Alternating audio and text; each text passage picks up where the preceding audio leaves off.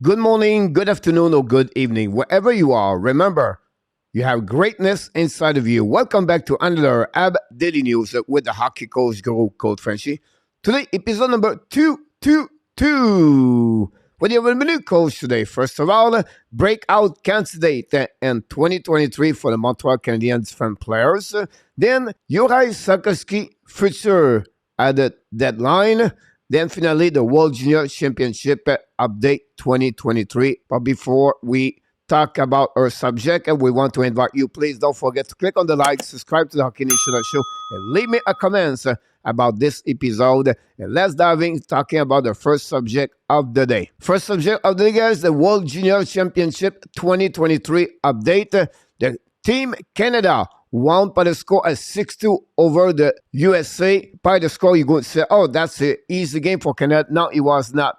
Because without the performance of fan players, first of all, the goaltender Thomas Milik, Canada could not win that W against Team USA. It was unbelievable between the pie for Team Canada. Then you have Joshua Roy with 4 points, with 2 goals, 2 assists. Finally, Connor Bedard continues to play well in the tournament with 1 goal, 1 assist. Adam Fantilli has 2 points with the Team Canada. One thing we have to remember, this game, guys, Team USA scored 2 goals at the beginning of the game to take the lead 2-0, but then Canada come back with 6 goals and to take that W. With that game, Team Canada is going to play now against Czechia because Czechia beat Team Sweden by the score 2-1, guys, and overtime. Tied the game at the end with a goal about remaining 38 seconds. Finally, a goal and overtime give them that chance to win the gold medal again, Team Canada. This game is going to be tonight at 6:30 Eastern Time. Yes, we're going to do the play-by-play commentary. I know Montreal play tonight, but we're going to finishing after this game, Team Canada, Montreal Canadiens, their game against the New York Rangers. But I want to talk a little bit more about fan players are now eliminated from the final. I'm talking about Philippe Mézard has played 5 games with Team Slovakia. He has 2 goals, 4 assists, and 6 points. I want to show you guys a graphic I got from our friend Michel Brown. This is an amazing performance for Mézard. I'm not going to go all the way with the inside the graphic, but overall 94, one of the best cards of this tournament.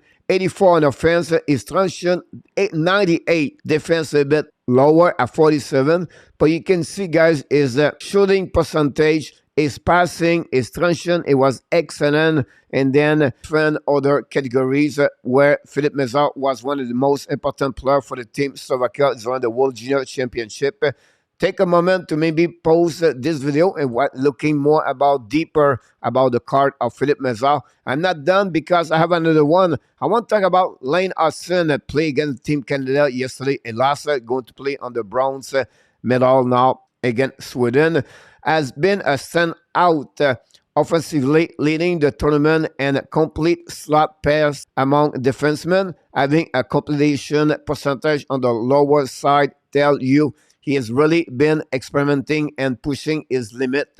Here is card, guys, for Lane Hudson. 86 overall, 94 on offense, transition 64, defense a little bit lower, 57. But again, another great performance to another prospect for the Montreal Canadiens. It was a draft by Montreal, 62 overall pick in 2022. He's going to be an excellent player and the first year play right now in the NCAA for the Boston Terriers.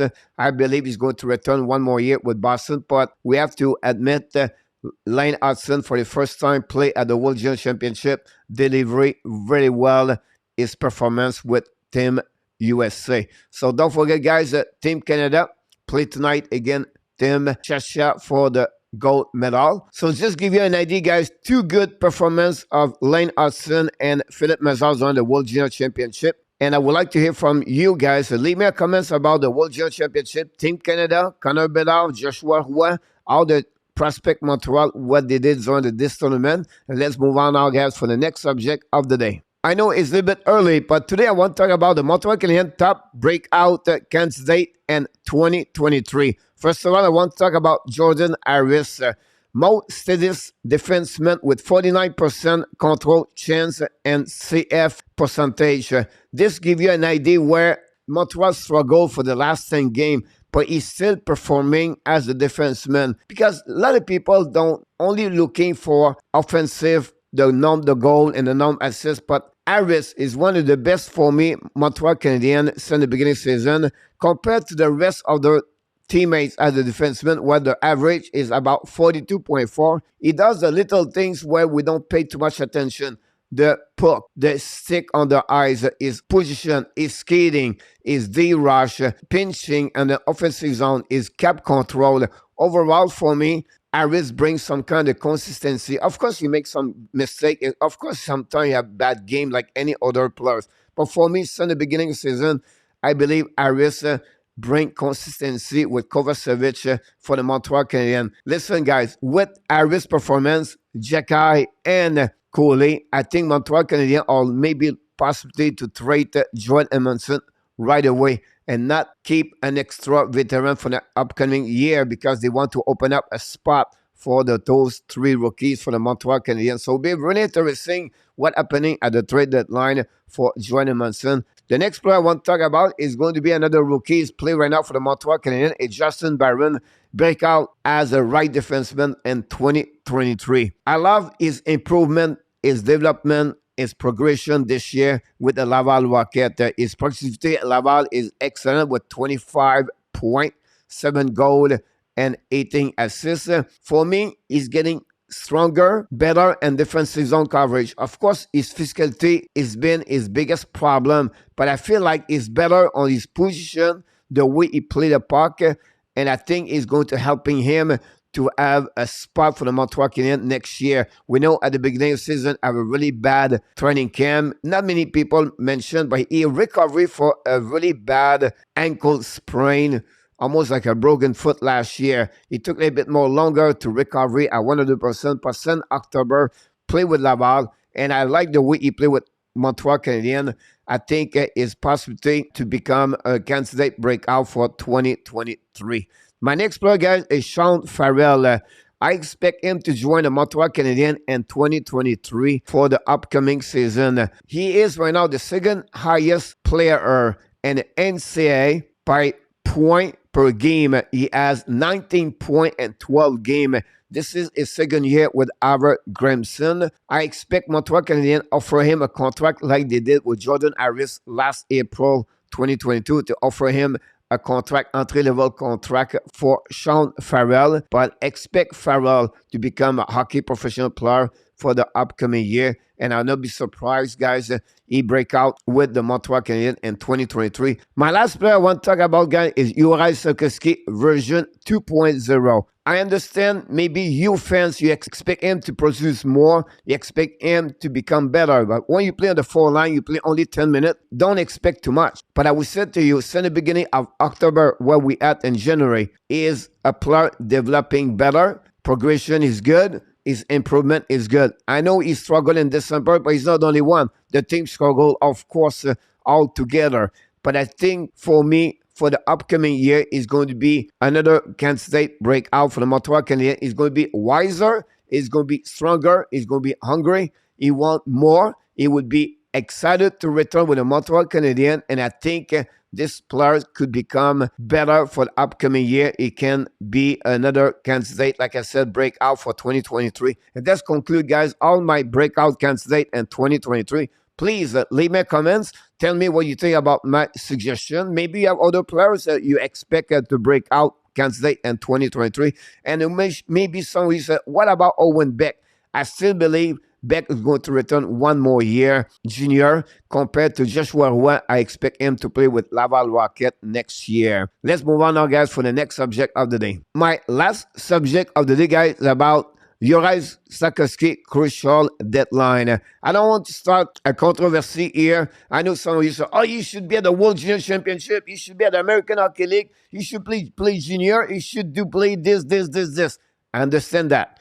I'm not here to tell you what you should do, what you should play. I'm here to tell you a little bit more what the situation with him for the next 2 games and then until the rest of the season. First of all, guys, he played with 13 different combinations since the beginning of the season. He returned to play the 4 line last game against Nashville with Pesera and Evans. 3 points, 7 points. What do you expect him? Score 50 goals with them? Of course not. And that's difficult for him. Here, guys, graphic about what he did so far with strength combination. Most he played over 20 minutes with them. Pessoa, Evans, Dvorak, Gallagher, Evan, Anderson, Monahan, Anderson, Dvorak, Anderson.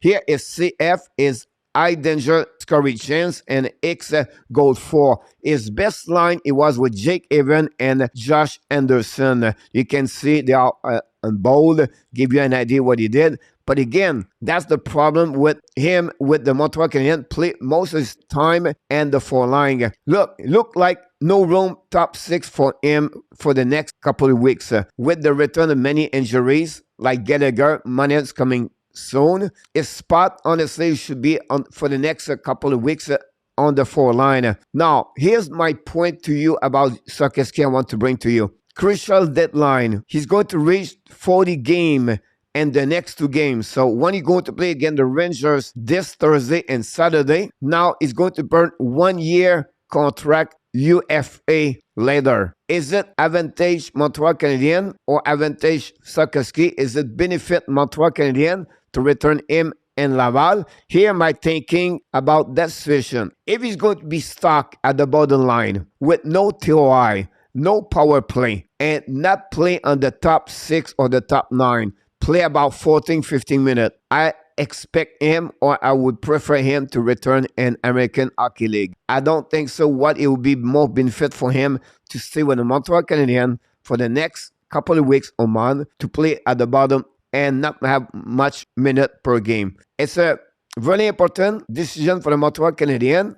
I'm not said right or wrong they did. My point, I just want to give you a little bit more information about the crucial deadline where he's going to burn 1 year in the NHL if he play over 40 game. And that's what the situation for Slafkovsky with the Montreal Canadiens. So I would like to hear your comments. Maybe tell me, what do you prefer him to play now until the end of the season? Or tell me if did Montreal make a mistake not send him to the World Junior Championship. I would definitely reply to each one of your comments like I do every certain time I do a video about the ad daily news. Here we go, guys. Episode 222 is over. Hopefully you enjoy it. But before we leave, we invite you, please don't forget to click on the like, subscribe to our Canadian show, and leave me a comment, please, about this video. I can't wait to hear from you. Until the next video, we want to remind you, you have greatness, and we wish you an amazing, blessing day, everybody.